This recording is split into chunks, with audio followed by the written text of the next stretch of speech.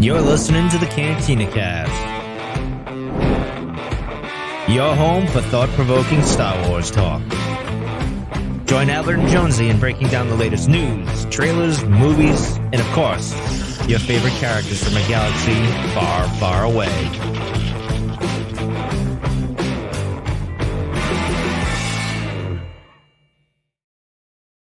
Hello, everyone, and welcome to the Cantina Cast. My name is Albert Padilla, and this is episode 371, Cornered. We are plugging away here on the fourth episode of the Bad Batch series, and tonight, Jonesy and I are going to break this down to the nth degree, leave no stone unturned, and talk a lot about Fennec Shand here in just a little bit. But let me bring them on. Jonesy, hey, welcome to the show. Good evening, man. Good to be here. It has been a soggy week out here. I tell you what.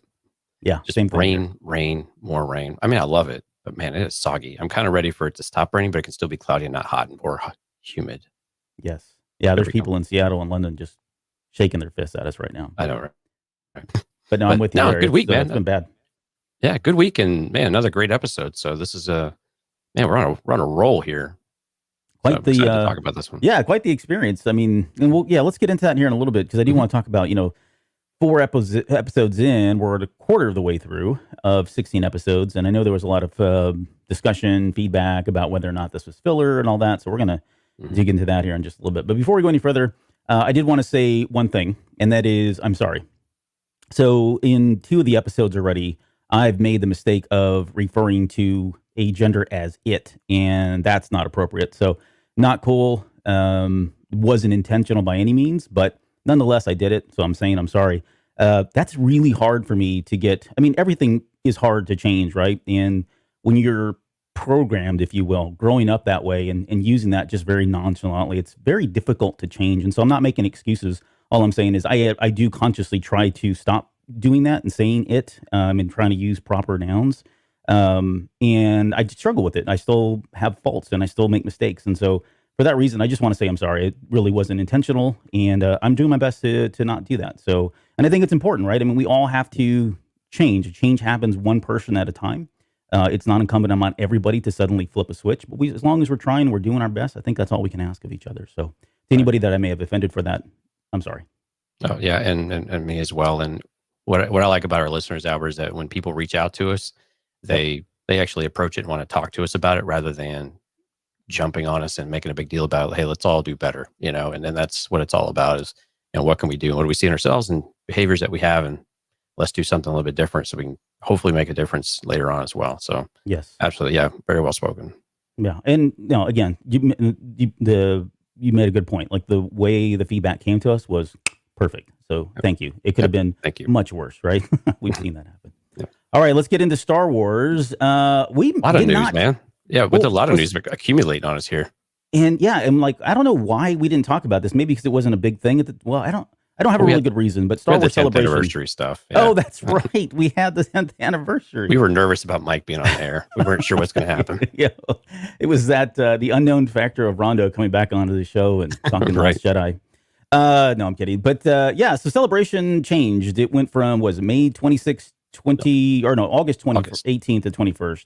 Yep. Now it's back in May. That moved up a lot of people. And I know, like, some people already had stuff scheduled and they already planned it. And did you ever hear the official release says it was to provide the best experience, but usually there's other factors that kind of play into that. Did that ever get, and you're closer to this than I am, but did it ever get uncovered or disclosed as to why? I haven't looked at it too terribly hard. Usually these things are due to some sort of conflict, though, either a scheduling conflict or there's other things going on in the area. Those are typically it, especially, but them to move it on, as I believe that's Memorial Day weekend next year. Oh, really? So yeah, for them to move on to a holiday weekend is interesting. So it's but yeah, I mean, we've got a whole year in advance, right? And then this week, of course, they went and announced the hotel blocks are going up. They're going to open those up as well, starting June 1st for the VIP ticket, for the Jedi Master VIP. My apologies. Right. So of course, I'm like, well, I'm still looking to get tickets. I mean, I've got some, but I need to look at others. And I'm like, but they're selling hotel blocks, but we don't have tickets being released again yet because they're still going through the refund process. So it's still, I mean, this is the normal chaos we get with Celebration, but it's exciting that we've actually got a firm date now. We can start making plans. We've already started making plans to try to figure out how we're going to get out there and where we're going to stay and things like that. And a whole year in advance is tough because not everybody wants to give you that kind of availability. But Right. But it's good that it's coming together a bit, and that the website is actually updated now, which is fantastic. Yeah, I don't know. I've had some folks reach out and ask whether or not we're going to do podcast stage this year. It is. It's one of those things where you can go in and say, yeah, we want to do it, but it really depends on what Disney's looking for. So again, we were fortunate 2 years ago to do it. I don't know if we're going to submit. Jonesy and I honestly haven't spoken about it yet. I don't think either way. If we do and we don't get in, or we choose not to submit an application, we definitely want to do some kind of a get together, right? And we did that 2 years ago. We had some kind of offsite after hour type things, get togethers with some of our supporters and listeners. So either way, I would say you can expect at least at a minimum that. So look for more details as we get closer. Right. And you'll definitely hear from us while we're there. I mean, we won't be able to keep our mouth shut on whatever we're doing, because the interesting thing is, a year from now, we're going to be right in the throes again of a bunch of things, having been past them, like with Bad Batch, but also coming into the end of next year where we're going to get more on Book of Boba, this next season of Mando, everything else that's going on. So it's going to be a really exciting celebration. So the timing has really worked out pretty well. August would have been just fine as well, but the timing of when this is moved from this year to next is going to work out, I think, better than what we had originally anticipated anyway. Because we weren't really sure what they were going to talk about this year. Yeah, right. We had no idea. Right. And so now, kind of in status. And now they'll give them another year to have things further in development, because we'll have Kenobi in development by then. So you can start listing off a chunk of things that they'll have either in development or pre-production, and being able to bring guests out and be able to talk about some of this stuff. So I think it's going to be a good time. I think it's going to be a great celebration, and not the letdown that I think some people were anticipating this year's might have been. Yeah. Yeah. No, good on them to at least bring it back as soon as they could. And hopefully we'll see everybody there. All right. Something else that came up, the Wave 2 of the High Republic. So those titles, the ARC, so the advanced reader copies are out now. We've gotten ours, and without spoiling anything, I don't want to go. I was going to go through all this, but we've got a lot of show to talk about. We've got Rising Storm, which is by Kevin Scott, coming out June 29th. We've got Race to Crash Point Tower by Daniel Jose Older, coming out June 29th, same day. And then July 27th, that seems like forever, but it's really not. That's when Out of the Shadows by Justina Ireland comes out. Now, I am about 3/4 of the way through Rising Storm, and we can't talk about it. I've been posting a little teaser nugget things that are really non-spoiler out in Discord last week. I spent a lot of time on a plane this past week, and got a chance to dig into it, and I can't put it down. Like, that's all I've been thinking about. And there's so, like, all I can say right now without going into review time is there's so many moments where I'm like, wait, what? And then I had to go back and read it because I couldn't believe what I had just read. And now I'm probably more vested in the story and the characters than most people. This is kind of my jam right now, but I think it's, what I mentioned in social media was I think people are going to be pretty surprised with Rising Storm, and just how bold it can be at times. Let's just leave it at that. So that's exciting. I mean, we want the books to be something unique and special, and many of us have viewed them as that way for a long time. But now that they actually have that gravitas to them, and the importance of them, and that they're actually willing to step out there and take some more chances with them, I think is a lot of fun and really interesting. And I was shocked that we got these so far in advance. Like you said, upwards of a couple of months in advance is really. I was curious why that was the case, but we are in embargo, but until the May 26th. And even then, they've asked us to keep reviews rather spoiler-free for a bit. I think some of that is because of the long lead time. So we will touch base on these books, and we'll bring them over to you, and we're going to do them in a bit of a spoiler-free fashion, I believe is what we've kind of agreed to up front. And as we get closer to the actual release, we'll revisit them in a bit more of those details that we need to really dig into. And apparently there's some big moments in this one already. So yeah, there've been some pretty big moments. Some, again, truly shocking moments for me. But yeah, 26. So in 3 days, at least as of this recording, we can at least do a spoiler-free. And then we can't do the embargo on anything spoilerish. Has to be the day of. So you won't hear from us again on this until then. So have we done anything spoiler-free in a while? We're out of practice. Spoiler-free? No, man, we're in trouble. We're going to screw it all up. Disney's going to hate us. Yeah, we'll never get another story for them, because I'm pretty sure we're going to screw this up. Okay, well, more to come in just a few days, or at least next week sometime on that, and then certainly over the next couple of weeks, months, or whatever, you will get more on the story itself. So. Right. But with that, so if you watch the 10th anniversary show that we did, by the way, that was just so much fun. Really had a good time. And if you were a Patreon member, you got the after show that Mike said nobody cared about, and everyone loved it. So you're welcome, Mike. But yeah, we kind of teased at the very end of that we were kind of making some changes to Patreon and some of the content. For those of you who've not listened to the show, go do so. But if you're not going to, that's fine too. What we did tease out was that we were making some changes to Patreon. And Jonesy, I guess you want to maybe just kind of touch on some of the highlights there. I know we've done one thing already, so we've checked the box. We did the after show for the Patreon users, right, but we got more stuff coming. Yeah, and you'll have to keep me honest on this stuff because I just woke up like an hour ago. Sorry. Don't even ask. Yeah, so we were going to do some more of the comic type of books. We've talked about that before. We don't really do them as often in the main show, so we thought we'd bring some of that into the Patreon to dig into those stories. And the cool thing about those is they're very intertwined with one another. And right now we've got two of the more main comic books, but there's others that will weave in and out of those and use some of that as some of the content there. We'll also, what was the idea that you had earlier today you were talking about? Yeah, so we've got like the all the from a certain point of view stories. Jonesy and I haven't had a chance to kind of sit down and talk about those, and we know that. I mean, they're in the backlog of, hey, let's get to those at some point. But we've got the Tales of from the Dark Side one. We've got the stories of Light and Dark. I mean, there's a ton of stories in there. We thought about covering those as also Patreon stuff, so you can see that coming. We'll have that come into you as well at some point. And if we didn't touch on it hard enough, we're going to start doing now is we're going to go through our normal show notes like we always do, with one exception. We are every episode, at least of the Bad Batch, we are consciously thinking about what do we want to pull out of here and dig into a little bit deeper, right? More than we do in a normal show. And so tonight's going to be the first night of that. And just because we're on the topic, we're actually going to dig into Fennec Shand a little bit more. So again, we're not going to skip over anything per se. We're going to go through it just like we normally would.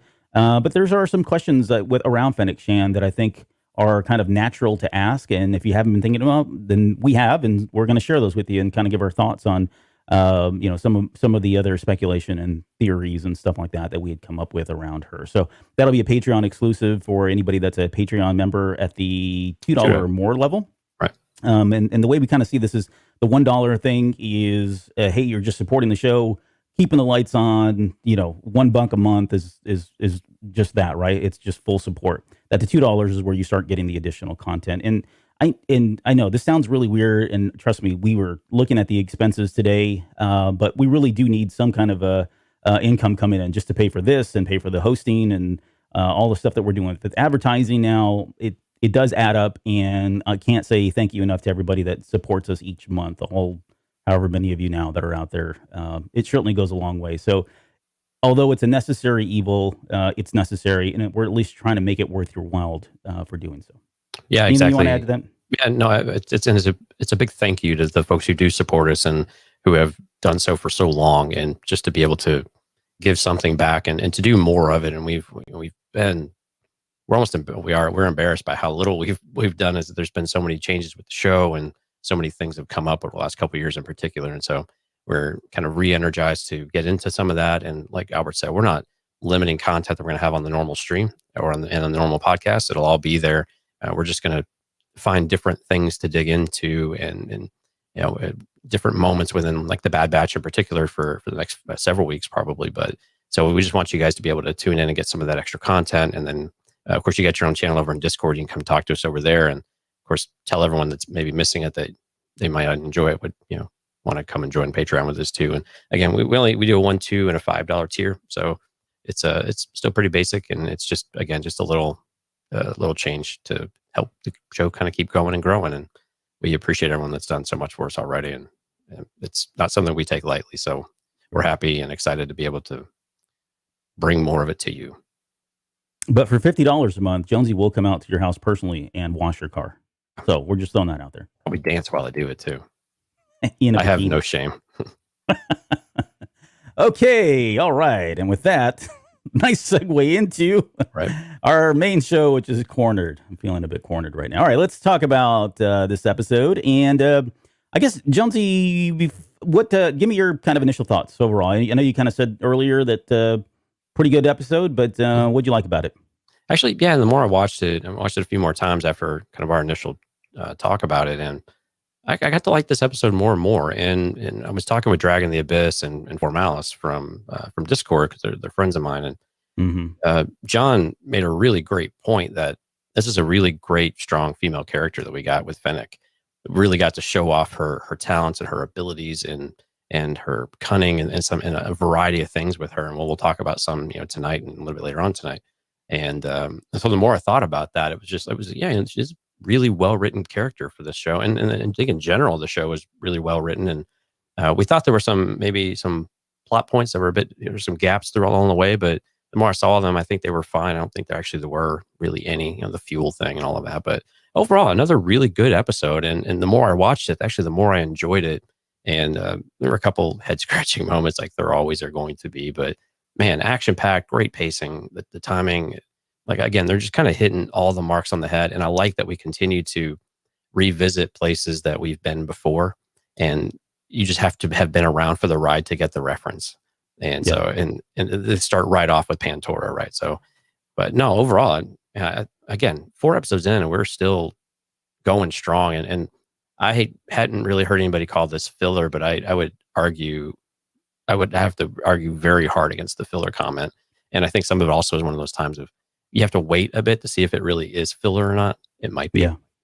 But what about you? What were your initial impressions? Yeah, I would say I'll just tackle the filler piece because I've heard that a few times. And I don't know. We've said this before with Filoni in The Mandalorian. And I think retrospectively now, looking back at season 2, where we were at the very end, again, you say it's hard to make an argument that there was filler in those episodes. Was there certain things that didn't have to happen? Yeah, but these aren't, 1 hour, 2 hour shows where you're like, whoa, they could have cut all this out. Right. These are 22-minute episodes. So come on, perspective, right? I mean, there are certain things that happen. Did this episode move the whole storyline forward in huge momentum ways? No, probably not.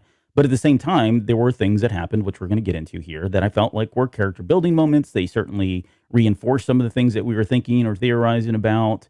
They did allow the characters to grow a little bit more and for us to get to know somebody like Fennec Shand, where she's coming from. She seems much more complex, at least to me, than I initially gave her credit for from what we saw in The Mandalorian, and which is good because I think it changes our perspective on The Mandalorian. So you got to think about it in that perspective as well. Some of the stuff that we're seeing today in this show particularly may have some impacts in how we perceive characters or plots or threads or whatever that are happening in other shows that are related by or created by Dave Filoni. And so I would say that the one thing that we've always said about Dave Filoni going all the way back to the Clone Wars is you just kind of have to wait and see. Mm-hmm. Sometimes it's not apparent. Sometimes it may not even be apparent in season 1 or in this particular season, right? It could flourish a little bit later. He plants these seeds.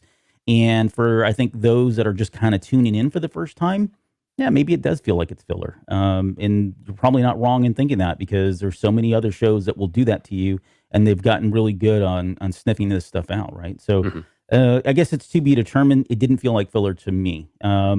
This one, I think, had all the makings of a good episode, and I enjoyed it. There were some great moments in it, particularly Fennec Shand. Like I said, she was kind of the standout character and standout moment for me. Right. Yeah, I mean, look, the story itself isn't unique. I mean, we've already said this about some of the other ones. I mean, it's a pretty trope episode, and it's kind of what you would expect. We're running low on fuel and supplies. We need to make a stop, and someone busts them, right? And so it's not really all that unique. But I mean, again, do you do it well? I mean, you can take things that you've done and make them visually appealing, and if you have the characters which you're invested in, which I think we definitely are with the Bad Batch, and we're getting more so with Omega.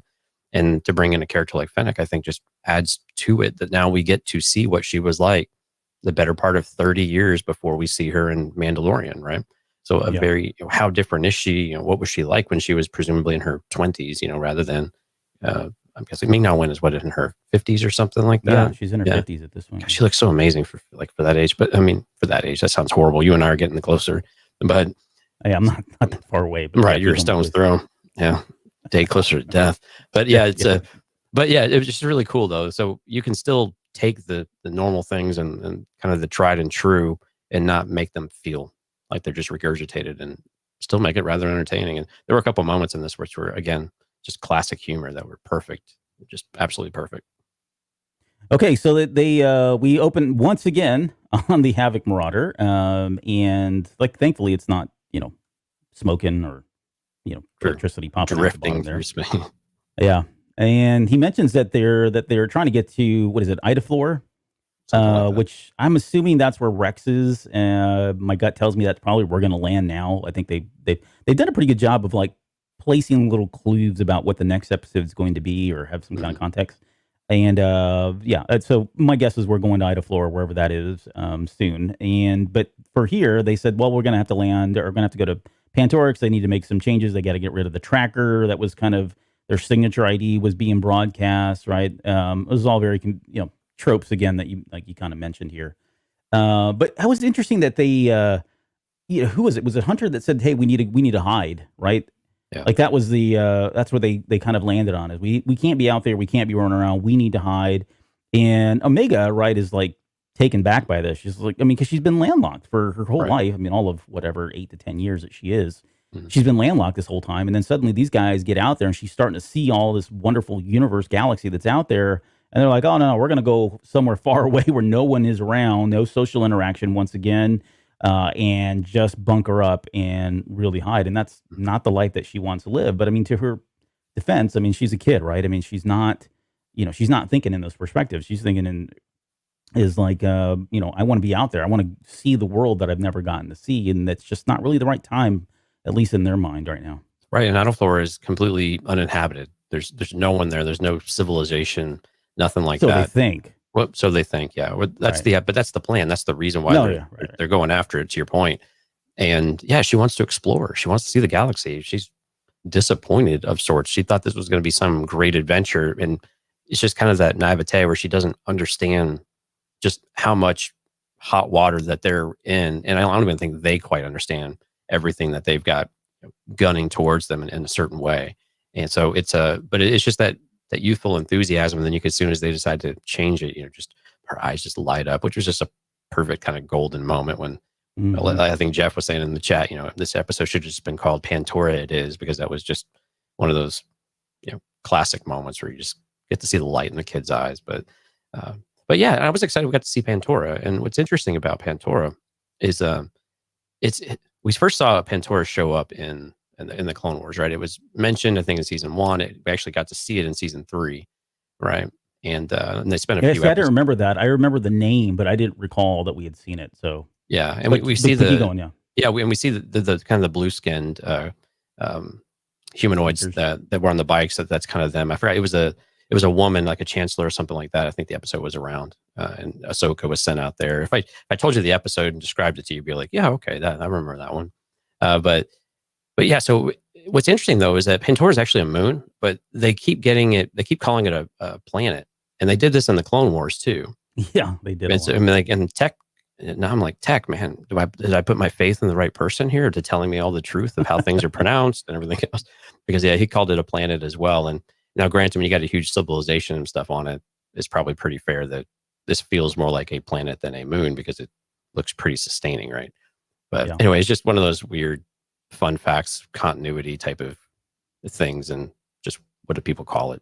No value in this conversation I just gave you, but you now feel that much more educated. So since we're already in the weeds and talking about things that are really not significant, I thought I'd just throw in there that there have been a number of these that they've done that too, and it feels like they've gone and retconned them and said, "Oh, well, it's it's true. You can have a system that's called, quote, Pantora, and a moon that's called Pantora, or a planet called Pantora, and the system is called Pantora." You know what I'm saying? So it almost like they're interchangeable at times, and they'll go back and default it to, oh, well, that's because it's also this. It's called that, whatever. But anyway, okay. And this was so weird because it's the Pantoran system, I believe, but Pantora is a moon of, was it Orto Plutonia is the planet?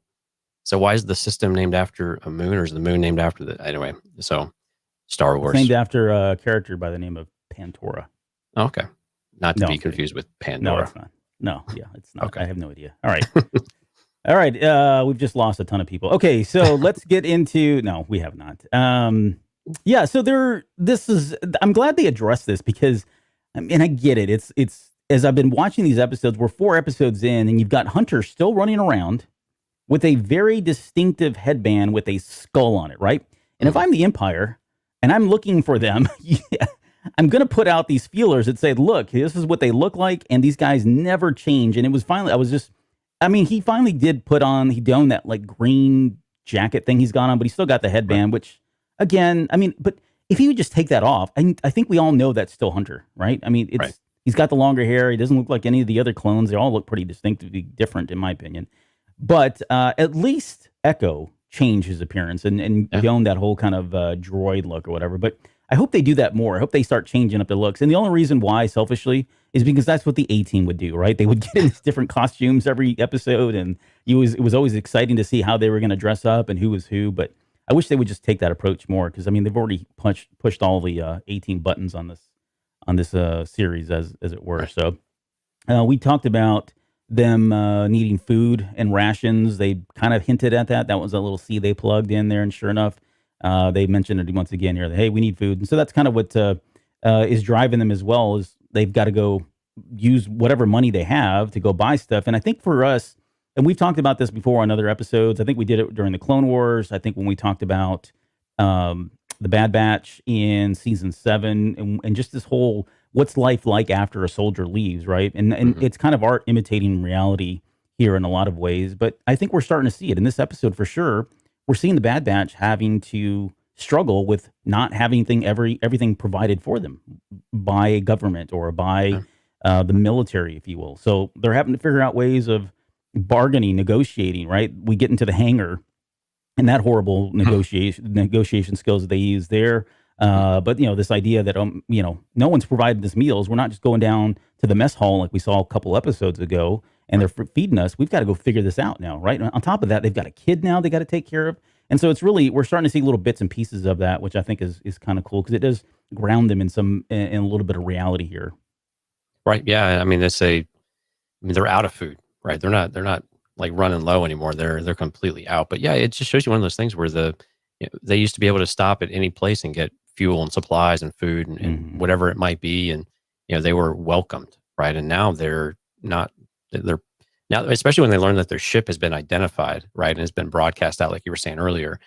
That complicates things because before they were under the impression they could just kind of show up and go wherever they need to be and they would be okay and they would at least have some amount of anonymity. But now, as soon as you come into orbit or as soon as you land, it sounds like the normal process is to basically process your ship and make sure it's checked in and everything else. And we hear that a little bit later on. Times are changing more quickly than they anticipated as well. But Yeah. it's yeah, I mean, this is the new reality for them, and they're trying to sort their way through it. And you're right, the Tech's discomfort with the bribe, and then Wrecker's response to it was just classic. And we'll get that to that here in a minute. But yeah, they've got to find a new way of doing it. But damn it, Hunter's going to hang on to that headband. Yeah, he's not dropping it. Nope. And this kind of plays into kind of what Saul Guerrero said too. I think he was obviously speaking in different terms. Right. His was a lot more serious. But I mean, it is it's a ripple effect there. I think even the smallest things like this. And the comment that he made was, and I forget the exact quote, but about how you just got to adapt, right? You've got to Mhm. change, you've got to adapt. And we're seeing them kind of go through this in the room in very small ways, and I would imagine in very large ways. Some that we've already seen, certainly with bringing on Omega, but then I think later on Right. in these episodes, we're going to see them struggle with bigger, sweeping changes that are coming across the galaxy. Right. So Pandora or Pantora, it is what they say. Jeff had mentioned in the chat that they could have just named it that as well, which I thought would have been cool. And so yeah, they land on Pantora, and again, we get to see Omega. This is completely different, right? She's seen like the greenery and all that there is there. She's seen a moon, a desolate moon, and boy, she sees this really big, hustling, bustling city for the first time, and you can just see it in her eyes. Again, she's just in awe, enamored by the fact that looks nothing like Camino whatsoever. We had Dave Filoni and his Lothcats, right? They're always in there somewhere. They kind of make an appearance here. And then we get into this whole scene where they're kind of cheering on the clones. And it's very Galactic Empire-ish, right? They're cheering because the war is over. I think it's Omega that asks, why are they cheering?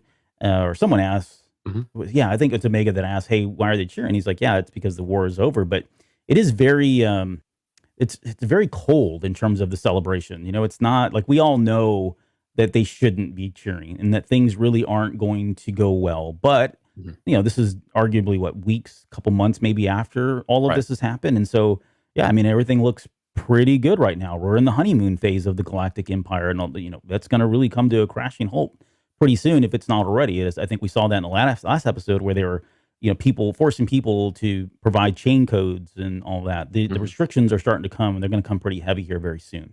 Yeah, what was interesting about the chain codes, I didn't catch this before, but in this episode, you can actually hear Rampart say it, is that for you, if you register for your chain code and you get one, they will change your current credits to Imperial credits at no extra charge. Hmm. One-to-one type of thing, and they'll switch it. All you have to do is sign up, basically. All courtesy of your brand new empire, Galactic Yeah. Empire. I'm sorry, they keep saying, but that was something I didn't catch before, and I think things like that are how you can see why people don't even think twice about it. Like, okay, well, the currency's changing. Sure, I got to go, check in to do this type of thing, and they can excuse some of the things, not necessarily thinking that they're giving up any liberties as a result, right? Or Right. or whatever it might be. But yeah, I mean, back to your point with Omega, she asks as a result, well, that's a good thing, right? The war is over, and Echo says that it depends on which side you're on, Yeah. and it was really telling because this is something like the Bad Batch didn't really choose to be on a different side necessarily. It kind of Good happened. point. It kind of happened to them, and Hmm. without their real direct involvement, they were just trying to stop and slow down and figure out what's going on, rather than just blindly following orders or being told by some other group what to do. Right? They Yeah. didn't really make a conscious decision just to bail on the new empire and say, well, no, it's an empire. That's not right. It was more the specific actions that we're taking. And so it was that moment kind of landed on me when that scene happened, that they're, I don't want to say a victim because they did make choices, right? But it did kind of happen to them of sorts, of the situation that they're in is not really one that they intended to make in any kind of way. Yeah, this isn't what they signed up for. Literally, it's Right. not. We saw that in the last episode with the elite troops. Things are changing again. Things are changing, and I think it's Hunter who even says it. He says the things are changing quicker than I thought. Right. And but no, it's a good point. Like, this is they're put in this position, but they didn't ask for it. Not technically. This is not what, technically they did, I should say. But this is, again, not what they signed up for.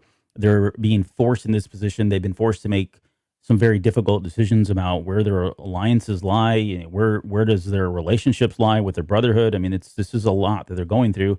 And I don't think we're seeing a lot of that as much as we probably could. That's not feedback on the show, but there's if you think about it just emotionally, there's a lot going on here and weighing on these guys' minds as they're Mhm. having to deal with all these things. I mean, they're just literally rolling with the punches at this point as things keep changing so drastically. Right. I think There's this is something we might see. Sorry to interrupt. Where they have we so we got to mention a crosshair before, right? And we're like, oh, maybe we're going to Mhm. start to learn. And crosshair basically didn't come up at all this week. Yeah, So it's going to be interesting. one of these like things where you flip flop. Every other week, maybe we get one side of the story, and then another part of the story kind of takes precedent, right? And so you have this give and take, which allows them to stretch the show, of course. And you could start to call that filler, but I think some of it's also giving the story opportunity to breathe a bit and take situation by situation rather than, oh, no, let's just have all the dialogue now and just give you all the answers now, right? And be able to Mhm. give it a bit more organically, because some things do take priority over something else, right? And right now they can't do anything about Crosshair. Right. What about the so we get another scene here. It cuts over quickly to Wrecker and Tech, and it's a funny moment because Tech's going on and on about the technical side of it, and Wrecker just cuts him off and is like, "Just tell me What the what I rip need to out? pull out. Yeah, what to rip out. Right? That's all I need to know." And when that scene was, and it's very quick, but I just think of all the two people to couple together, like, that has to be the most frustrating for both of them. And they probably already know it. They acknowledge it. That's why we got the line that we did. But I mean, you talk about two characters that are polar opposites of personality and traits. It's those two guys right Right. there. So Well, I'm we even hoping had we it. get more of that odd couple here later down the road. Right. We even had it on the ship, right? When he was saying, oh, we just need to, the tech was saying they just need to change the signature. And Wrecker's like, you can do that? Well, of course I can do that. I mean, so they've Yeah. already got this, he's already questioned him once or twice in this day. And now he gets to work with him. And yeah, the meathead aspect of it came through loud and clear this week for Wrecker. That poor guy. He's got a heart. He's got a heart the size of a coconut or a pineapple. There we go. Not a coconut. There you go. Yeah, he's coming around too, which there was one moment here that we'll get to in a little bit, which I thought was great. So we get back over to the city market. And so this is where Hunter's got these explosives that he's trying to sell. And I think it was Tech or somebody was pushing back saying, hey, well, that's our last one. We shouldn't do this. And he's like, no, we're in basic survival mode at this point. We don't need to really use this as long as we stay on the run here. And that's part of hiding thing. Hiding takes it to a vendor, and the vendor's like, no, I mean, I'm not buying this thing. What are you trying to do here? This isn't like the black market. And again, it just speaks to their ignorance. Why wouldn't somebody at a market just buy these explosives that are like handed out by the military? He just doesn't know. He says it's a black market item. And again, he's trying to do a reputable business there. We get a moment there where Omega finds a stormtrooper doll, which, I mean, it was pretty clear. We've all seen this already because they made a big effort to point it out as probably as much in Rogue One. Different kind of doll. I think that was a stormtrooper. This was a clone trooper. Right. I guess this is just a thing there. I don't know if they've got these kind of everywhere or not, but I guess so. I think you can buy them at Galaxy's Edge too. Do they really? It wouldn't surprise me. You'd figure they need to. Oh, they've got to get on that if they're not already. And then that's when the vendor mistakes Echo for being a droid, which was the intent. Yeah. What's that? That was the intent. I mean, that was the whole purpose of the getup. He had this shield that came over his face, and he did look like a droid. And he's only got half an arm with a screwdriver attached to it. So, all right, yeah. That was the idea. He tells him, "Look, I'll give you $2,000. I don't want your explosives, but I'll give you $2,000 for that droid. That'd be kind of sweet to have." And there was this whole moment at that point where I thought it was really funny, where he's going back and forth, and he offers him what he tells him it's going to be $4,000. They finally negotiate on $3,000, and you can see like Echo's. I mean, at one point he says like, I'm worth more than 2,000 credits. So which I thought was funny because he's putting a price tag on himself, and I don't know I'd be curious as to what Echo really believed he was worth. It didn't sound like it was much more than 4,000. Yeah, I guess everybody's got a price, but of course we said that you were going to be doing car washes for $50 a month. So yes, everybody has a price. Sure. But what do you think about that? Like it seemed like he was taking offense to it, but at the same time, like I felt bad for him. It's like, dude, he's a person. I mean, he technically is a reg, but I don't know. That's unfortunate that he's being mistaken as a droid because he's been through hell and back, right, to get there. Right. Yeah, but again, I mean, it was a disguise, and he made a big deal about it early in the episode. So this is kind of one of those. Well, this is what you wanted, right? So he made a big deal early in the episode that no one would recognize him and his mask and everything else, and he looks like a droid. I mean, it's easy to mistake him for one, and they called him a military prototype. It's why he's so advanced. But man, his reaction was absolute gold, and yeah, you do feel for him, but at the same time, man, you wouldn't have these humorous moments if you didn't have Echo, because he's like, I am not going for 2,000 credits. I am worth a lot more than this. And yeah, just and even then, he's still really disappointed. And of course, when later on in the episode, he makes a reference to it too. Well, actually, when they haul him back, though, it was like a total 3PO moment too, because he's like kind of sideways, like trying to look back at Hunter, like he's gonna miss him, and he's being pulled. So it was just great visuals again, and visual callbacks to some of the things we're more familiar with. They're always fun. Yeah. But now this was one of those scenes that was fantastic. I think also another one that was really good, real quick moment, and again, Hunter in kind of dad mode, right, is when he's talking with the vendor and Omega's picking up the doll. He has one of those moments where he turns around and glances to check on her, right, to make sure she was there. And of course, she gets into a little bit of trouble. But it was just one of those moments that are really subtle, but they're totally. I mean, how many times have you done this in a store while you're checking out and you're looking around like, okay, do I know exactly where my kid is at? Okay, yeah, there they are, right there, right. So they're elusive. Oh yeah, yeah. But it was just one of those perfectly timed moments and perfectly animated moments where it just fits, and it was again small, but adds a lot to the context of what's going on the screen. Yep, and in that moment, so Omega gets distracted by the Vorpax, which is Buggles, Mr. Buggles, or Buggles from Resistance. Tora had one of those as well, so it was cool that we got to see them in this kind of style, animated in this way. I always call them cats. They're not cats, and they look nothing like cats. I mean, there are loaf cats out there, but either way, she sees it and gets distracted, and that's all it takes. Like I'm telling you, man, kids, they You turn around and 1 minute they're gone. Next thing you know, you're freaking out. And that's exactly what happens here. He has a total freak out moment, which I can completely sympathize with. Right. But yeah, and that's when she runs into Fennec, and Fennec sees that she's all on her own, so she ends up going after her. Well, we missed a part. We missed a part. Did We we? didn't. We didn't have where the, I don't know what we can call him. The guy who was going to scan the ship and got bribed. He called Fennec. So I think we jumped over that part. So he actually called her and said that. Oh, that's right. Yeah. Yeah, knew that she was looking for a heavily modified, or or what was it called? Heavily modified attack shuttle or something like that. I can't remember the exact words that he used. Yeah, I don't remember either. And so so she's like, all right, I'm on my way. Of course, he wants to be paid because he's all about getting paid, and to keep them from leaving. So that's how Fennec kind of gets into the show, or into the fold here, about where to go and how she found them. And then yes, now we see her in the plaza as Omega runs by her. She's chasing after the Vorgel, which is, I guess, more like a dog because it yipped and yapped. Yeah, And they are. They're more like pugs, is what they are, like right there, galactic pugs or something. Yeah, and so so and of course they just grab the doll and shake it, right? So it's Yep. But yeah, and then this is where the Omega kind of runs into Fennec, and Fennec comes across as very like helpful, which I thought was interesting. I think one of the questions that I want to tackle a little bit later, and we don't need to do this now, but one of the questions I do want to tackle is, why didn't she just take her?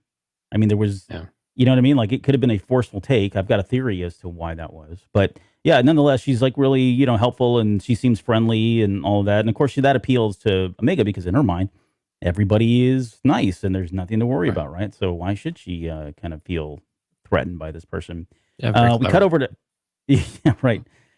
We cut over to Echo, and this is where Echo is in there with the rest of the droids. At this point, he's getting shoved back there.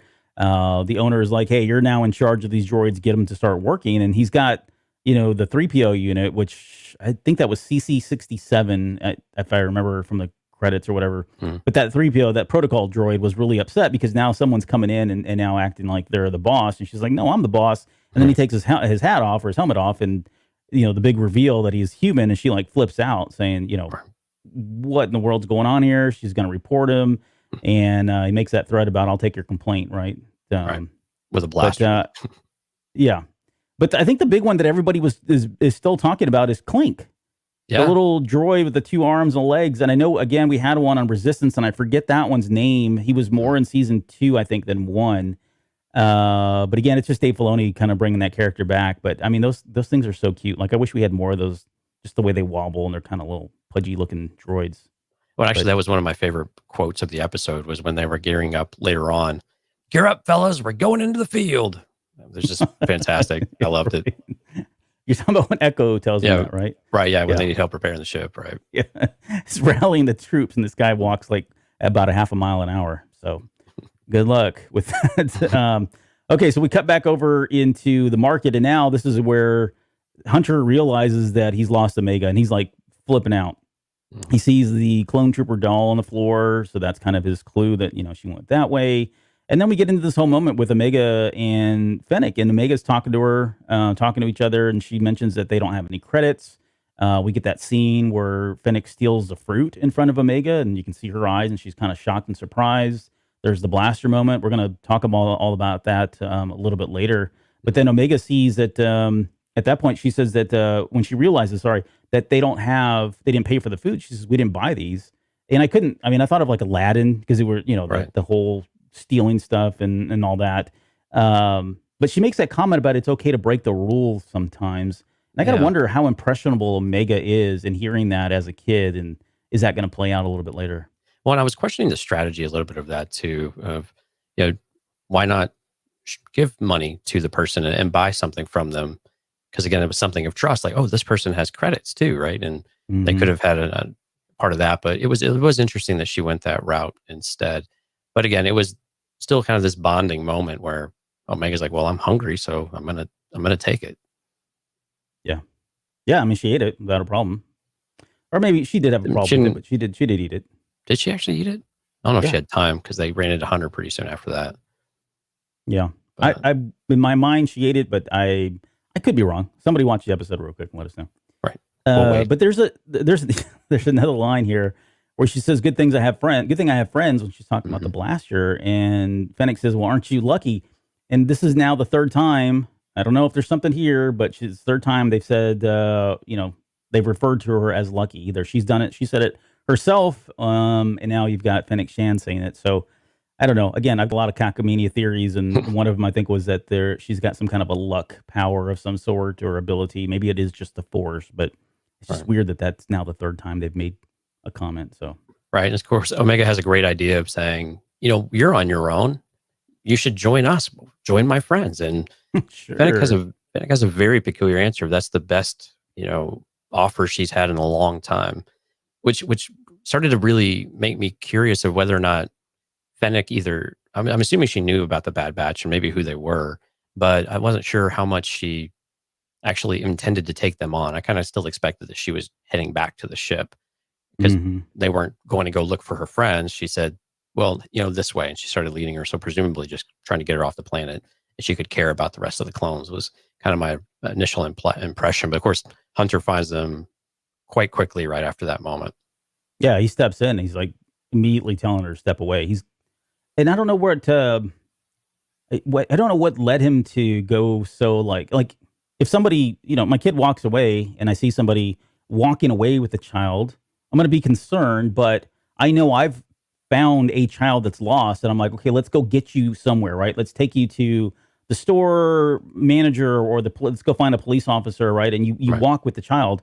And maybe that's not the best thing. Maybe the best thing is just to stay there with the child. I don't know what the right thing is to do, but I will say that in real life moments like that, I wouldn't expect somebody to come at me with threatening with a dagger behind their back, ready to kill me. Right. But maybe he doesn't know any better, right? It's not like this. He's been at this whole father thing for a long time. So right. And I think some of it. I mean, he does know that she is a target of some sort, right? I mean, we established at the end of last week that they definitely want her for something. They don't really know what, and there's something special about her, and so he's going to be overprotective, and we've seen him be overprotective, and the corners are getting rounded a little bit on how he approaches that. I think Fennec also, I mean, she had, a pretty stern look as soon as she saw him, she got real hard faced and started reaching for her blaster almost immediately as well. Yeah, maybe it was the eyes. Yeah, so I think Hunter may have recognized that pretty quickly. And again, I think he's just assuming anybody that's there for her is now, or anybody that's with her is a threat.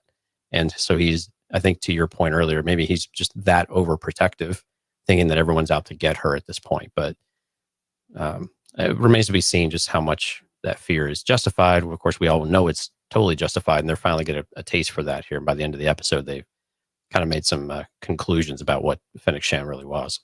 Yeah.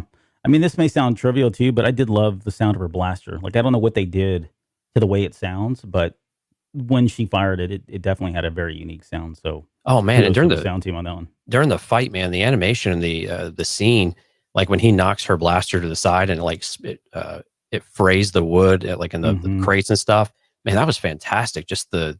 I just went and watched that scene 6 or 7 times. No joke. I mean, I literally I just went back and forth watching it. It was just a really great fight sequence and her twirling the knife and everything else. And kind of a bit to a stalemate at one point until, he starts to just exert, physical strength over her. And she's got a really hard helmet though. And so she's scrappy. Him, just headbutts him and knocks him out. And so and Omega starts running off though. Yeah, and I think this is about the time the police show up, right? And so she books it out of there. Mm-hmm. Okay, so we're going to flip back over now to the market, and from here on out, we'll just kind of stick to the story because it jumps back and forth a few times. But so Wrecker, he rips out that signature key, which is flashing very boldly, so we all know what it looks like. And then Tech says he's going to work on scrambling that. Isn't it delicate though? I mean, why would you just rip it out? I don't know. Yeah, it seems like maybe they don't have the right tools, and so they just have to, exert brute force, and what they called in the big meathead. So, but they get the distress call from Hunter. He's freaking out about it, and then Wrecker goes into Big Brother mode immediately. Mm-hmm. He's like, "Who put ready to bash heads in because she's threatened here." Mm-hmm. And then Tech says he's going to go ahead and take off. So Wrecker goes after Omega, and Tech heads out to go jack into the camera system to see if maybe he can find out where they are in the city, which I thought was cool. And by the way, those cameras, I love that they showed them, and they were the cameras from New Hope. episode 4. Yeah, I've always liked that look, and that scene where they're blowing them up and in the detention center. I just love all the explosions and seeing the different ones. And as a kid, I love that. So I don't know. Again, callback, shout out to whoever decided to put the cameras in like that. Okay, and then there's the so the ship needs to be put together, and he's going in, and this is where Echo tells the droids that, let's get them together, puts a droid team together to go out and go repair the ship, because they make a comment that there's no way the ship's going to be able to take off here. A little bit later, she says it's not going to be able to take off without, a team or something. So Omega's on the run. We're getting into all the action sequences, which I thought were great. Like there was really good moments, great cinematography, how they kind of choreographed all the fight. I thought was really great. We can get into specific moments here, but I know you mentioned earlier, but was probably worth mentioning again. What do you think of the fight sequences here? I thought they were great. I mean, especially, I wasn't really sure what to expect on the chase scene, because chase scenes usually don't have a lot of, I don't know, anything new to them really, but this one was really good. I mean, it was actually, Omega there doing some things to make life difficult for Fennec and help out Hunter. I mean, even when she starts attacking Hunter the very first time in the alley, I mean, Omega's there yanking on her arm and pulling, trying to do what she can to protect him as well, which I thought was, really good. She's not afraid to get involved, which I like about Omega. And, but I thought overall the fight scene was really good. I mean, it was a give and take, back and forth type of battle. We got to see the ruthlessness of Fennec. I mean, she tosses one guy out of his own speeder, and then she shot again, we were talking about the violence last week. She shot a cop right through the windshield, right into his chest, and then he catches the other one, and they both blow up and presumably don't survive. And man, it's it's a tough world out there. Yeah, I mean, and we well, hold on, let's come back to that, because I just want to talk about the wrecker piece, because at some point, Omega goes down into the maintenance area. She comes out, she's sitting there dangling, and that's when Hunter swoops in, no pun intended. But there is that moment where she fights Wrecker, and I've seen a lot of people really upset by the fact that she took out Wrecker as quickly as she did, because it really was kind of like a Obi-Wan Darth Maul moment, right? It was leading up, you're thinking, oh man, this is going to be good. You've got Wrecker in a tunnel. There's really no way for them, either one, to escape unless they run back the other way. And so you're thinking, okay, this is going to be a big showdown. And within half a second, she's taking him out, and he's laid out on the floor. And there was a lot of people that are like, wait a second, how could she have done that to Wrecker, who's got superhuman strength and all that? But I don't think you're giving Fennec Shand enough credit, right? We know she's an assassin, or at least she's an assassin by the time we get to Mandalorian, but we don't know what her background is. We don't know how skilled she is, and we do now. I mean, if she was able to take out Wrecker, then that's how good she is, right? And what she ended up doing was redirecting his energy, which is kind of easy to do, right? If you've got somebody that's wielding a heavy fist and throwing their body weight around, it doesn't take a lot to shift all of that. Not to get into the techniques of it all, but it doesn't take much to shift somebody's momentum and weight, especially if they're coming in and they're not maybe using a lot of finesse, and they're just using a lot of brute strength, which is what Wrecker does. And you got to think about this too. Like the other thing I was going to say is Wrecker and all the clones, really, what are they used to fighting? They're used to fighting droids, right? They've been, for all we know, even when they're practice simulators, they've been fighting droids. So fighting against a human is completely different. And so you got to think there's probably a piece in there where they have to adjust, and they're not as proficient, they're not as skilled or as adept at fighting humans, rather than clankers, who probably don't move as fast, right? He was not expecting it. So I think all of that plays into it. So kind of take that into consideration as you're watching that scene, and hopefully that takes the sting out of it a little bit more. Well, right. And, we've established Wrecker's a bit of a meathead, and he probably saw a woman and was like, okay, well, it's, head smashing time. We're just going to go and take care of this. And Fennec, I mean, she's a slight woman, so she has to be more cunning and more tactical because she's not going to win a brute strength on strength, fight. And she knows that. And so I'm with you. She's adapted at, maneuvering and doing things in a certain way to make sure that she doesn't lose an advantage, and she knew she probably had kind of one crack at that to try to take him by surprise, and again smash his head into something else this episode. This poor guy is going to have a bit of a headache here for, well, I guess Steffi just said the same thing. But But yeah, skills over bronze. That's one saying. It's not unexpected. I mean, and again, she's used to being quiet, and again, she, like you said, she's a bit more of an assassin by the time we meet her, several years later. But I didn't have a problem with this really whatsoever, especially with Wrecker's overconfidence. He just kind of went in like he was just gonna, bully and bash, and Yeah. yeah, I mean, One shot kill kind of thing. yeah, exactly. It's really the other way around. Yep. There's okay, so the droids end up going and they get there, they start, Echo puts them to work on the ship and getting that repaired ASAP so they can get out of there. And this is where Omega comes out of the tower. I think Fennec shoots the door, if I recall correctly, and that kind of throws her back, leaves her kind of dangling there from that tower. And that's when Hunter steals that swoop.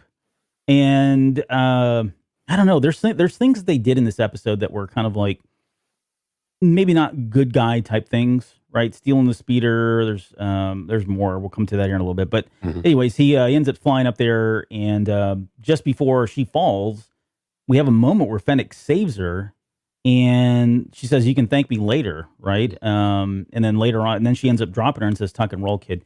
And so she doesn't seem like, I mean, I'm sure the bounty was to bring her in alive, Right. and so she's going to do whatever she can, but I don't know. There's moments in here in this episode, and again, I'm sorry, but we'll save some. I want to save some of this conversation for the Patreon stuff. There are moments in here where they at least paint her to be a more complex character than even than we saw earlier on in the episode. Like, I question her motives, and I question the way she's going about trying to capture her, and some of the things that she's doing and saying to Omega, which I think speak to some of those complexities a little bit. Yeah, and I think some of it is she's smart. I mean, she's going to, what is the easiest way to get someone to come with you is to want to come with you, right? And to not give them a reason to fear you and not give you a reason to kick and scream and make a bunch of noise. So, I mean, some of it is just self-preservation. Yeah, well, I mean, just make it easy on yourself and make it easy on the kid. If they want to be there, then they have no reason to scream or make a scene. And I think she's just playing that up. And I think that's her best strategy, I think, at least to start. I mean, until you can't help but make some noise with blasters and speeders and blowing things up. That's always your first chance. Can you get in and out quickly and quietly? Well, let's do that then. That's what the Bad Batch is trying to do, rather unsuccessfully, continuously. But yeah, right. That's kind of their MO. Right. So Wrecker, he wakes up. They tell him that, hey, Hunter's already gotten, is on working, saving Omega, get back to the ship. So he does that. And then this is where Omega releases the cargo. So, I mean, again, she's not like this damsel in distress. I mean, she's actively fighting Fennec at one point. I think she kind of pulls the blaster down at one point when she's trying to shoot Hunter. She knows that she releases the cargo to send Fennec off, which then forces her to kind of jump off that and land on that other ship. She loses her blaster. So she landed like right on her head and neck too. Oh, that was brutal. Yeah. She did not. She took a beating in this episode, especially at the very end. I mean, we even catch her limping. Yeah, that was a great shot. Which is great because, I mean, we've talked about that enough times on any one of these shows, especially like The Mandalorian and the beating that he took, and he just seems to be like, no problem, right? At least here we're seeing some vulnerability. Maybe they heard those episodes when we talked about that, and they probably did. Dave Filoni said we need to make sure that she's limping in this one for Jonesy and Albert. Yep. Maybe. Definitely. Okay, and then this is where we get the hip hop Aqualish. This was gold. Which was perfect. Like, it was one of the best moments in all of Star Wars. I'm sorry, I'm not being dramatic, but I say that because his colors were the colors of the original Walrus Man figure, which I thought was perfect because it was like orange and blue, right? I don't have the action. I should have pulled it out, but just the fact that he was dressed like that, which I thought was great. But then it's kind of cliche to have somebody sitting in the car or listen. I mean, we all have pulled up, and maybe you're that person, but pulled up to a red light, and there's somebody that's just in their own world. Music's blaring. It's drowning out everything that you can do. Your teeth and your fillings are rattling, right? But it's nice to know that this person exists in Star Wars as well. So it was a cool little moment. They didn't have to do it, but it certainly lightened the moment there a little bit. So it was and the timing was perfect. You got this really intense scene, and then to just have that stark contrast of just someone completely oblivious. Yep, is just in their moment. Oh, it was fantastic. And they've had so many of these throughout the series already that I just hope that they continue to be able to work some of these things in because they're just so much fun to have. And it's and like you said, it's kind of real life. We can relate to some of this stuff, and some of our favorite action movies have those types of moments. So it's nothing new, but they're just they're great contrast for a really intense scene. Yeah. And then Tuan said it was a great air traffic scene. And this is where I would agree, because this is where it really starts to pick up, because this is where the police kind of come in and they give chase. Fennec then slams the face of that civilian, then throws him out, which I thought was kind of brutal, right? Because that guy didn't survive. I mean, they're pretty high up in the air at this point. And then she's about ready to ram Hunter with her the airspeeder. I think she actually she does. She bumps him. Yeah, that's right. No, she bumps him, and you can see him kind of get shot over the side there. But I mean, that wasn't she was trying to kill him, I guess. I mean, yeah, I don't know how he hung on. There's no other way to explain it. Yeah, I mean, I think any other normal person probably would have been thrown from the speeder. Mm-hmm. That's when she turns around. The cops kind of pull up behind her. She takes that shot, kills one of the cops, who then does the whole stormtrooper thing where they ran into each other with speeder bikes, and they both die. But again, this speaks to her. We'll talk about. We can talk about this. I guess we don't know what Fennec Shand is like right now, right? I mean, she's probably a very different person. Do we see elements of her character later on? Yes. Are there other elements in her? Absolutely. But she's going to do whatever she needs to do to survive. I mean, she's already wanted for what she's done, so she's gonna have to kill some people, right? This is all breaking the eggs. Yeah, I mean, this make is the omelet thing. This is part of the job description that she's chosen to do with this lifestyle. So whether it's out of necessity or not, it is what it is now. So you do what has to be done. Yeah, and I just wonder if maybe I think a lot of people too are kind of, and maybe we shouldn't be at this point, but we've seen more real violence in this series than we have typically than the Clone Wars or even the Mandalorian, right? To some extent, some of that stuff we've not seen such bold. Well, no, Mandalorian we definitely have. We've seen some of this in Mandalorian, but the fact that it's animated and on Disney Plus, I think, is maybe what's kind of having people scratch their heads a little bit, or maybe doing a double take on some of this stuff. But it's good. I mean, I think it's I think it's been fine. Clone Wars has had, what's the rating on this? Is it 13? I think it's just PG. But Clone Wars had a lot of it too, but it seemed to be a bit more stretched. I think it was in different places, but I mean, it was clearly people shooting guns and stuff. But again, when you're attacking droids, it feels very different. Very different. Yeah. Well, and then now I was just thinking about there are a number of people that get impaled on lightsabers pretty violently in the Clone Wars. So maybe we're not thinking through all of that as clearly as we should be. Okay, so at this point, this is where Hunter then he takes out the engines, which I thought would have kind of crippled the ship, but it didn't. So I don't know how it stayed afloat. It did certainly look like he blew them out. Yeah. And that's when he kind of picks up Omega, then slams the brakes, does the whole Top Gun fly right by you kind of thing. Yep. And then hurls the detonator out there that ends up blowing up the ship that she's on. And that's when she lands. I know, right? What would he have done at that point? So I know. The Force works in mysterious ways. And then, this is where she lands, and we see her really cool action shot, right? It's always cool when stuff blows up behind you or in front of you and you're not looking at it. So we had that moment, which is, I got the background there for that today, which we saw in the trailer. I would say this, when the trailer came out, there were a lot of things that we speculated. I think we got most of it right, at least in the scene, but not that it was that difficult to kind of piece together. Yeah, several scenes from the original trailer were in this episode alone. Of course, Hunter throwing the detonator and of course the explosion behind Fennec there. But very reminiscent, a bit of Attack of the Clones type of speeder fight. Obviously a lot more explosions and whatnot. It was not just a chase scene. Yeah, a lot more killing. I mean, it was more violent where it was just a chase before, but still very reminiscent of some of that. And it really fits well in that in this timeline as well. It's really nicely done. But and I like that when when her ship explodes and she while she does the tuck and roll thing and she gets up, she's clearly limping and clearly taking a bit of a beating throughout this fight, right? And she's I like that she didn't come in unscathed, through all of it. Yeah, Mando, we're looking at you. Right. Although he did take a beating in that the first season at the very end there. Yeah. Well, okay, and then spray some back on it, you'll be all right. Yeah. Well, I almost spoiled something for High Republic. Whew, I just blurred out something. Okay.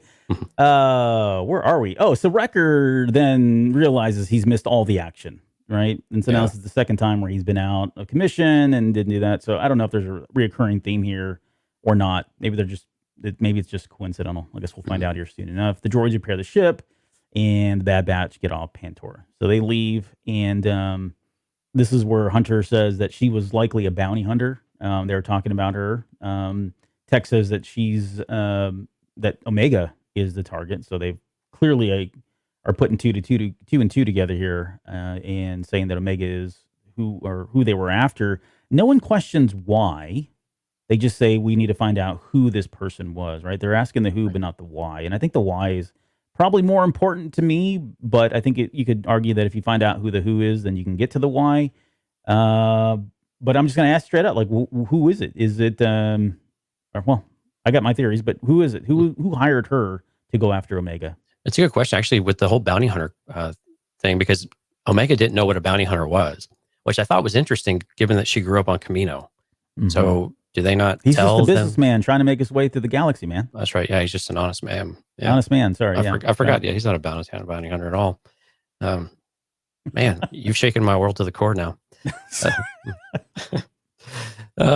Yeah, it's a good question, because it could be, first of all, you would think if it was, you could kind of go through the list, right? If you think it was the Kaminoans, why would they not say, I mean, I don't know, do they really need to fight the Bad Batch, or why wouldn't they try to work with them, I guess, rather than fight them? So some of that I kind of don't know that it's the Kaminoans. There we go. Kaminoans. Good Lord, I'm usually the one that gets this right. Okay. Yeah. And so we had some speculation, though, in Discord, and I guess we can share some of that speculation. I'm sorry, I don't remember who all had these, because I think some people were on the same page, but some people wanted to throw out that may have been Palpatine or Tarkin or some of these others. But I think at this point, we don't necessarily have any idea that they know the importance of Omega, right? In fact, we know for a fact that they don't know. Well, Palpatine, we don't know anything for a fact, of course, but it doesn't seem like anybody has really any kind of idea of her importance quite yet. And they would be more of taking out the Bad Batch than getting after Omega. So the Kaminoans kind of seem like the best choice right now. But why they would need to have conflict with the Bad Batch, maybe they're just anticipating, or they just don't care. I mean, they're always very nonchalant about this stuff anyway, right?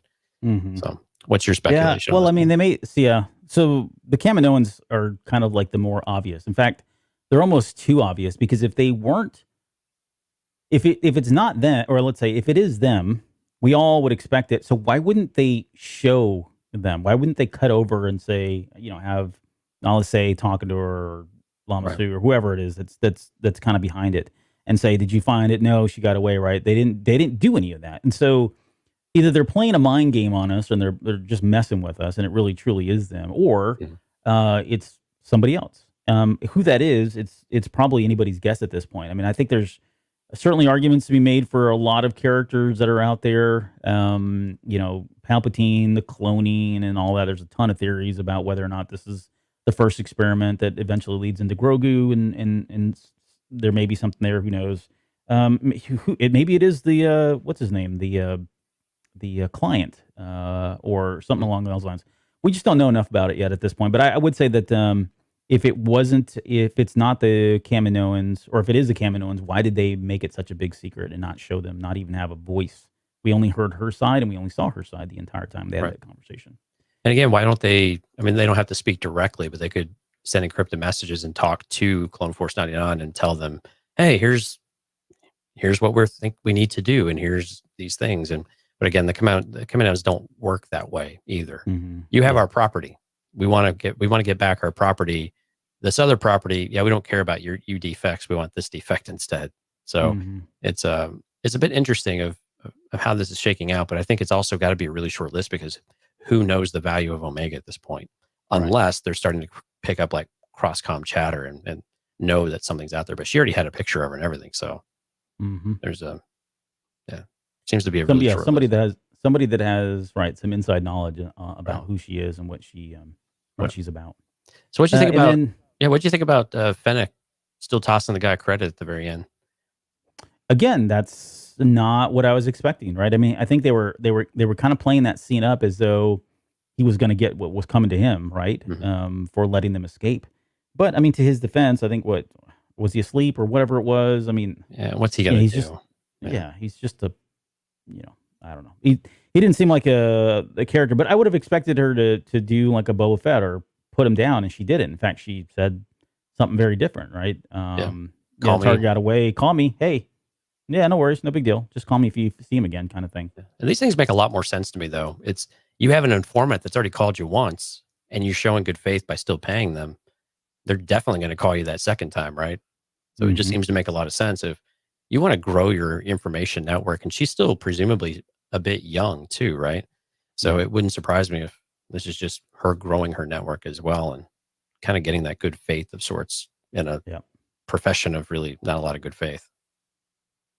Right. But again, you could probably tie some things to what we see in, with Boba Fett too, and how she got tied to him at some point, and start to make connections here about just her general character of sorts, even though she is a bounty hunter. Yeah, I will find out. I mean, there's this episode kind of ends in the only lead that we have in terms of where they're going next is the fact that he mentions earlier on that Idaflor is the planet, but beyond that, I mean, it can kind of go anywhere at this point. Right. Well, I mean, so they got the credits, right? But they still didn't get the fuel or the food. So we're still short on supplies, right? And we're still short on fuel. So I don't know if we're going directly to this planet next, or we've got to make another pit stop to at least fuel up, which again, to buy fuel. Right. Yeah. Cause I mean, they said they can't make it that far. So is that right? Or is it that they were just being tracked?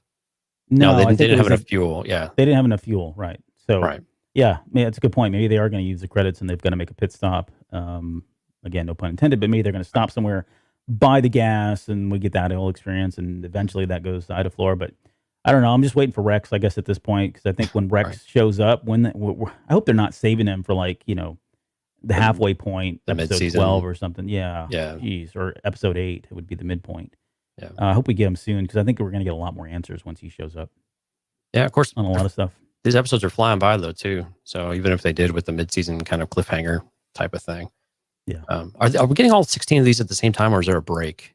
As far as I know, there's no break. No break, right? I've seen the schedule for the next up until 9 or 10, I think, not officially, but I've seen the dates, and the dates are successive. So this just keeps going. They're not pulling back and saying, "Oh, we're gonna be back in a couple months," kind of thing. So. Right. It'd be really great if we could get fingers crossed. it'd be great if we can get all the titles. It'd make these title cards a lot easier to make rather than waiting till Friday every time. I don't think we're going to get that. So, your brother, Liquid Schwartz. Yeah. Always with this baseball reference. No, that's actually a pretty good one. Okay. Well, that's kind of it. I mean, that's how the episode ends, and that's how this episode's going to end. Right. So, I mean, it was, again, there were probably slower moments for some people, I think, and I don't want to say that not lost on me. But again, for the most part, I thought the better part of this episode was spent on Fennec Shand, if you think about it, right? And her interaction and just seeing her. I mean, she's right out of the gate. We see her in this episode. So based on that alone, I would say, there's a lot here. And we know that she's going to be back, right? I mean, this is a character that's not going away. I was worried that it was going to be a one and done kind of thing, but no, it looks like you're going to have kind of what you mentioned earlier. You're going to have this dynamic of them being on the run from just the galaxy or the galactic empire at large, right? Whether that's Rampart or Tarkin or whoever else, the clones, that piece is going on. That's one front. And then on another front, you've got Fennec Shand looking to take Omega specifically. So they're battling that.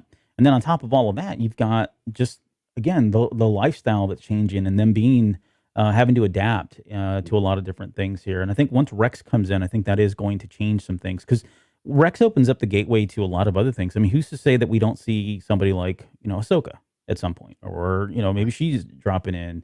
There's a lot of potential here because we're in a period of time that we just don't know enough about. When we talk about the time after the Empire's fallen, that was kind of a big gaping hole in terms of what we had around knowledge. But we've gotten a lot of that from The Mandalorian. We've got some shows coming up that are going to fill in the gaps there. But if you think about it, this is a period of time where we just don't have a whole lot up until we get to Rebels, right? And there's some time still in between there. So I'm looking forward to it.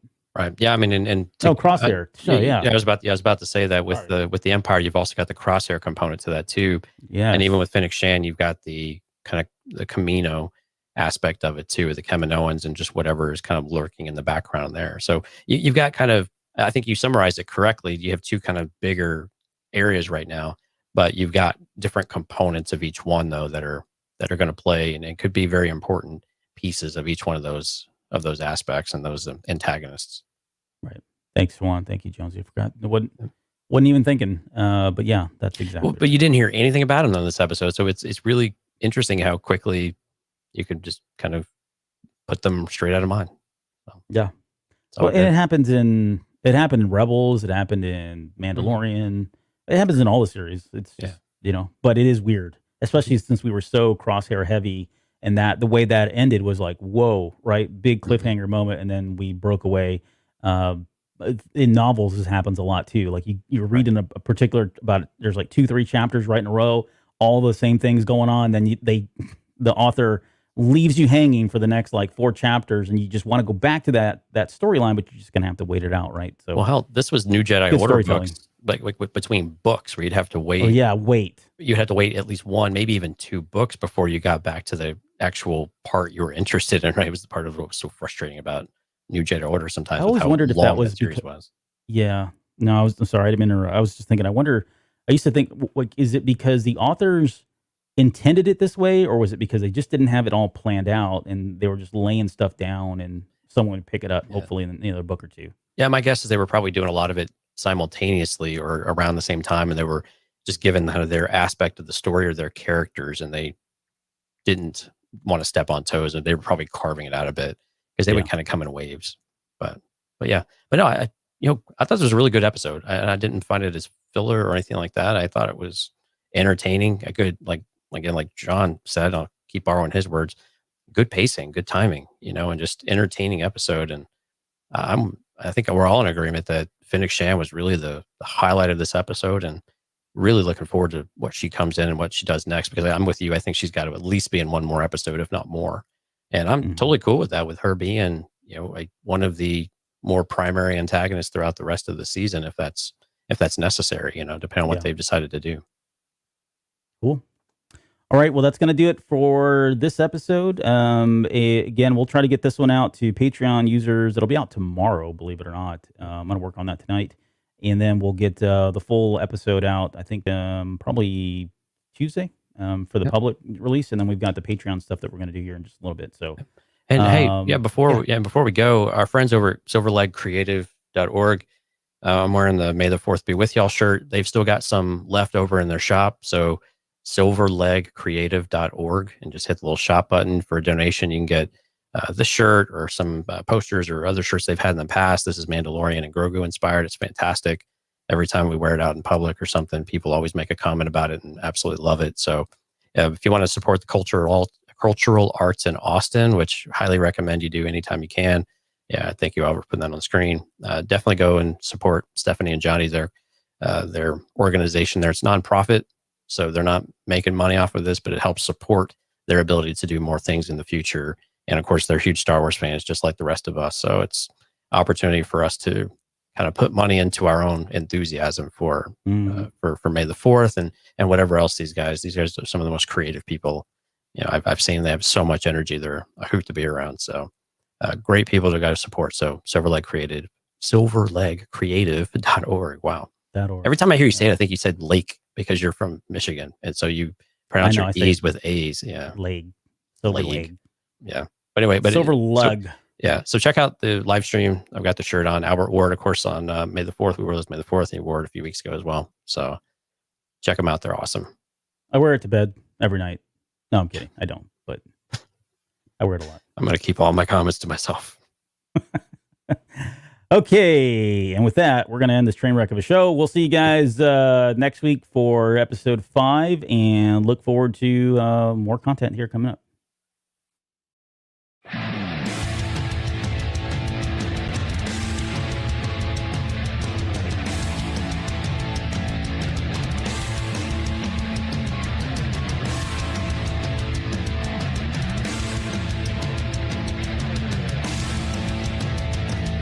still listening? Wow, that's amazing. Well, I'm here to give you the disclaimer. Normally we do a big, long, drawn-out disclaimer thing saying what's what and who's what and all that other stuff, but I think you guys kind of know that Lucasfilm and Disney have no affiliation with us at all, and we have none with them. We talk about Star Wars, which is their property and all that other good, fun stuff, but I think you can tell which is our stuff and which is their stuff. If you can't, well, then send a lawyer to send an email to me, and I'll be glad to chat with them. Other than that, you know what's what, so that's your disclaimer.